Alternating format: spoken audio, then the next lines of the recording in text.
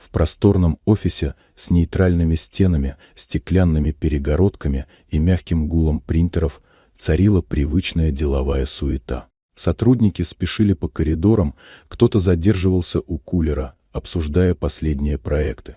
В кабинете руководства, за большим столом из темного дерева, директор компании привычно чувствовал себя хозяином положения.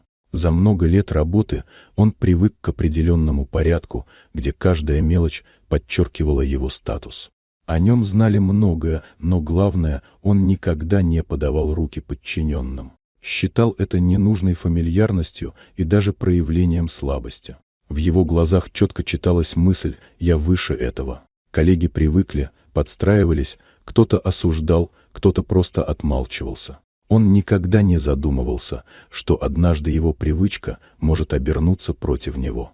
В тот день дверь кабинета открылась мягко, почти бесшумно. На пороге появилась женщина в идеально сидящем синем костюме. Ее шаги были уверенными, взгляд прямым, а в движениях ощущалась внутренняя собранность. Она улыбнулась спокойно и уверенно и протянула руку для приветствия. В комнате на мгновение повисла тишина, сотрудники застыли, ожидая реакции директора.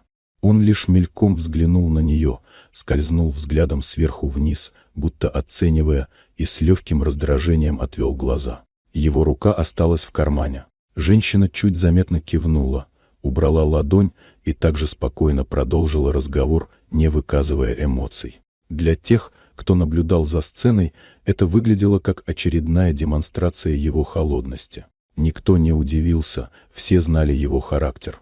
Но уже на следующий день офис встретил утро в смятении. Пришло официальное письмо, директор освобожден от должности.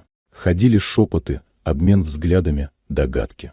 Что-то явно произошло за кулисами, но подробностей никто не знал. А спустя пару часов все прояснилось. На внутреннем собрании объявили, в компанию 2 дня назад назначен новый генеральный директор. Ею оказалась та самая женщина в синем костюме. Ее визит накануне был первой неформальной проверкой руководящего состава, знакомством, которое должно было показать, кто готов к новому этапу в развитии компании. Слухи разлетались по этажам с невероятной скоростью.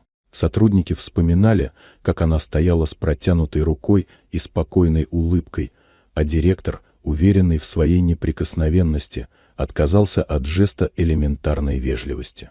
Этот момент стал символом его падения. Простое рукопожатие могло изменить все, но высокомерие оказалось сильнее.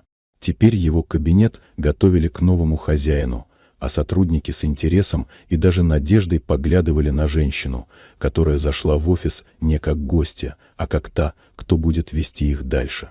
Ее уверенный взгляд говорил больше слов.